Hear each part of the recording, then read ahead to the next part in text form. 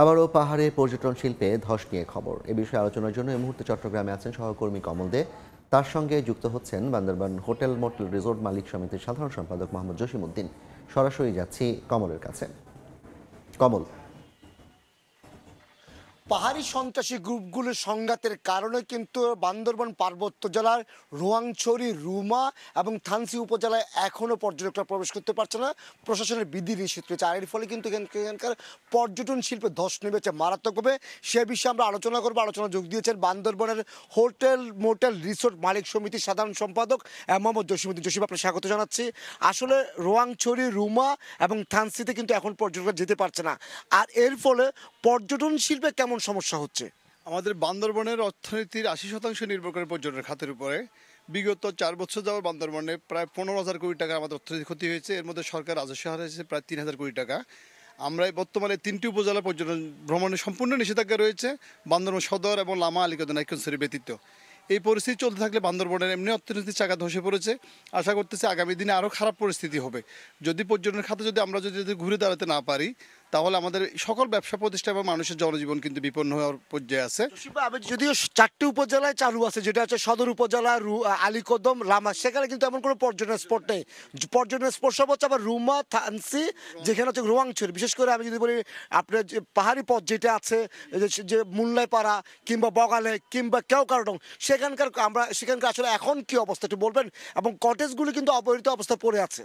ওইখানে একদম শুনশান নিরাপত্তা বিরাজ করতেছে। বাংলাদেশ সেনাবাহিনী আপ্রাণ প্রচেষ্টা চালাচ্ছে আপনার এখানকার পরিস্থিতি স্বাভাবিক করার জন্য, কিন্তু বিভিন্ন সন্ত্রাসী গ্রুপের ঝটিকা আক্রমণের পরিপ্রেক্ষিতে মাঝে মাঝে একটা বিচ্ছিন্ন ঘটনা ঘটে, যার পরিপ্রেক্ষিতে পর্যটন খাত কোনোভাবেই ঘুরে দাঁড়ানো বা প্রশাসন অনুমতি দিতে পারতেছে না।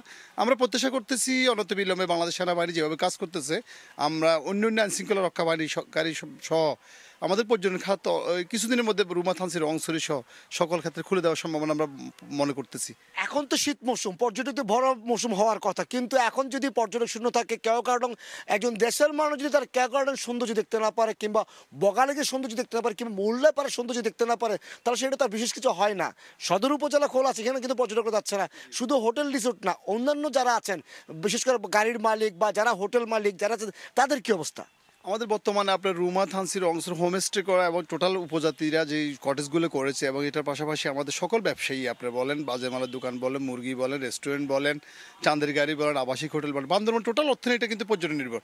কৃষিক্ষেত্র আমাদের প্রচুর কৃষি উৎপাদিত পণ্য কিন্তু পর্যটকদের কাছে বিক্রি করেন, এবং আমাদের কুটির শিল্প রয়েছে, কুটির শিল্পের প্রচুর বুনন করে, ওরা কাপড় বুনন করে পর্যটকের কাছে বিক্রি করেন। সকল ক্ষেত্রে আমাদের অর্থনীতি বিপর্যস্ত।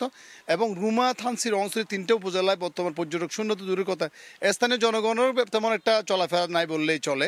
কারণ বিগত 3-4 বছর যাবত আমাদের এখানে একটা কুকিজিং সমস্যা চলতেছে, যেটার জন্য আমরা গত 2 তারিখে বান্দরবানে সম্প্রীতি মিছিল করেছি। আমরা চেষ্টা করছি সকল সন্ত্রাসী সংগঠনকে স্বাভাবিক জীবনে ফিরে আসে বান্দরবানের বিপন্ন অর্থনীতিকে ফিরিয়ে আনার জন্য আমরা বারবার অনুরোধ করতেছি। ইতিমধ্যে আমাদের বাংলাদেশ সেনাবাহিনী আমাদেরকে সার্বিক সহযোগিতা করে যাচ্ছে।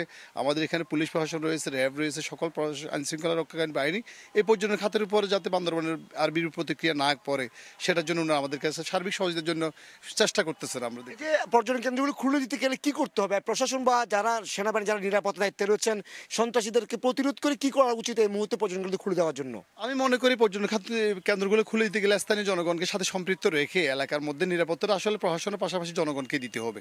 আমাদের যে পর্যটন কেন্দ্রের পার্শ্ববর্তী যে গ্রাম যেগুলো রয়েছে, যারা দীর্ঘদিন যাবত অর্থনীতি বিপর্যস্ত, তাদেরকে এখানে সম্পৃক্ত করেই পর্যটন স্পটগুলো খুলে দিলে আশা করতেছি বড় ধরনের সমস্যা হবে না। কারণ আমরা স্বাভাবিক জীবনে ফিরে আসার জন্য দেখতেছি অনেক সন্ত্রাসী সংগঠন ইতিমধ্যে বিভিন্নভাবে যোগাযোগ করতেছে বা বিভিন্নভাবে আলোচনা করতেছে। ওরা যে বিপদগামী হয়েছিল, এটা কিন্তু অনুধাবন করতে পারতেছে ওরা। তা আমরা আশা করতেছি আমাদের বগালেক বলেন, কেওকারডাং, মুনলাই এবং রংছড়ি, দেবতাকুম, থানসি, নাফাকুম, এইসব এলাকাগুলোতে কিন্তু প্রত্যেক এলাকায় কিন্তু সন্ত্রাসী তৎপরতা নাই। কিন্তু এখানে দেখেন একটা বিষয়, সন্ত্রাসীরা, পাহাড়ি সন্ত্রাসীদের কারণে তো পাহাড়ি যারা স্থানীয় রয়েছেন তারাই ভুক্তভোগী হচ্ছে। আমরা দেখেছি, গতকালকেও দেখেছি, সেখানের মধ্যে পাহাড়ি যে দোকানদার, পাহাড়ের যে কটেজ মালিক, যে হোটেল মালিক, যে বা ছোট ছোট দোকানদার, সে কিন্তু বড় বিপর্যয়কর অবস্থায়। এই চিত্রটা একটু বলবেন। এখানে আপনার শুধু অর্থনৈতিক বিপর্যস্ত তা না, শিক্ষাক্ষেত্রেও আপনার প্রাথমিক বিদ্যালয়গুলোতে শিক্ষকরা নিয়মিত ডিউটি করতে পারতেছে না, কৃষি ডিপার্টমেন্টের কর্মচারীরা মাঠে কাজ করতে পারতেছে না। আমাদের শুধু যে এখানে বাঙালি নয়, সব পাহাড়িরা কিন্তু ব্যাপক হারে ক্ষতিগ্রস্ত হচ্ছে এই তৎপরতার পরিপ্রেক্ষিতে।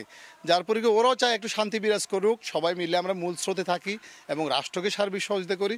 সে ব্যাপারে আমাদের কিন্তু শতকরা 95% বা 98% পাহাড়ি কিন্তু বর্তমান সরকারকে সহযোগিতা করতে চায়। সরকার যদি এই সুযোগটা যদি কাজে লাগায়, যদি সন্ত্রাস নির্মূল করতে চায়, আশা করতে সরকার কখনো বিফল হবে না। ধন্যবাদ। আমরা কথা বলছিলাম বান্দরবান পার্বত্য জেলার হোটেল মোটেল রিসোর্ট মালিক সমিতির সাধারণ সম্পাদক মোহাম্মদ জসিমউদ্দিনের সাথে।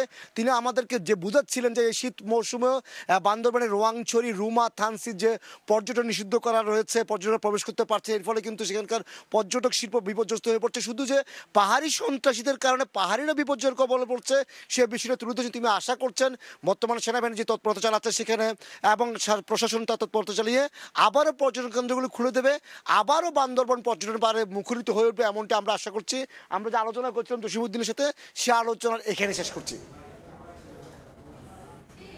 সরাসরি যুক্ত ছিলাম চট্টগ্রামে।